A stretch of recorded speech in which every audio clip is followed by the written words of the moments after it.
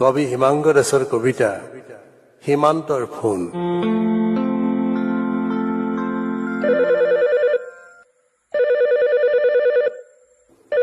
Hello', মই সীমান্তৰ পৰা কৈছো বিতাই, শুনিছনে? কুশলে আছো মই। মোৰ দুইফালে দুই দেশ বৰ্তমান। ঘৰত ভালনে আটাইৰে?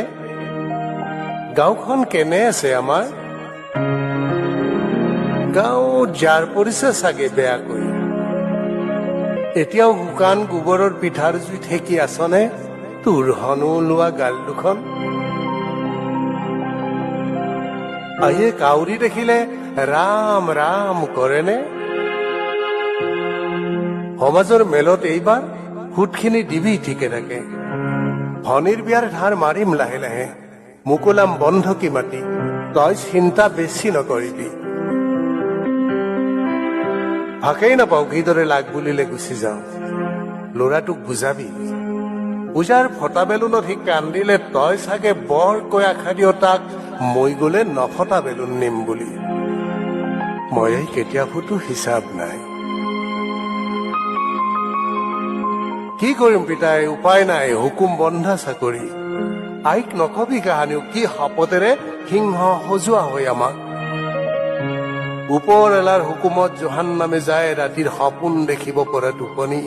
শ্লিপিং বেগত হেৰাই লৈ তপত হোৱাৰ আশা। নুসুধিবি ইণ্টাৰভিউৰ দিন ধৰি কিদৰে ঘোঁৰাৰ দৰে দৌৰিছো, কিদৰে একান্ত বাধ্য ছাত্ৰৰ দৰে পালন কৰিছো ইটোৰ পিছত সিটো আজ্ঞা কেৱল দেশৰ বাবে।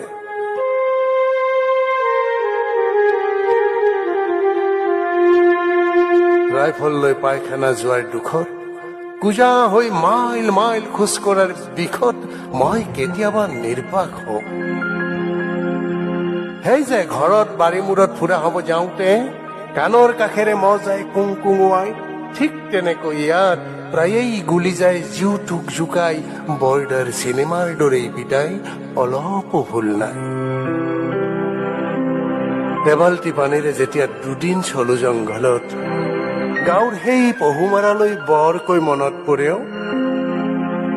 বাচি আছো দে, চিন্তা নকৰিবি। তই যে সৰুতে 4 অনাৰ বৰফ এটা নিদিছিলি চৰ্দি লগাৰ ভয়ত, এতিয়া সেই বৰফত থিয় হৈয়েই মই কৈছো, মোৰ দুয়োফালে দুপাহাৰ বৰফ, পাৰা পাৰহীন বৰফ। পাৰ্থক্য এটাই, ইয়াৰ বৰফবোৰত চেনি নাই, আছে চেঁচা। ঘৰত কব নাপাহৰিবি, দৰখাস্ত মঞ্জুৰ হলে বিহুত যোৱাৰ কথা ভাবিছো এইবাৰ। আইৰ বাট বিষে খাই নিয়া ৰাতিবোৰত মই এটা মালিচ হবৰ মন গৈছে সঁচাই। বৰ বেছি চিন্তা নকৰিবি, মই উজাগৰে ৰলেহে মোৰ দেশখন টোপনি যাব পাৰিব। হ'ব দে, থওঁ।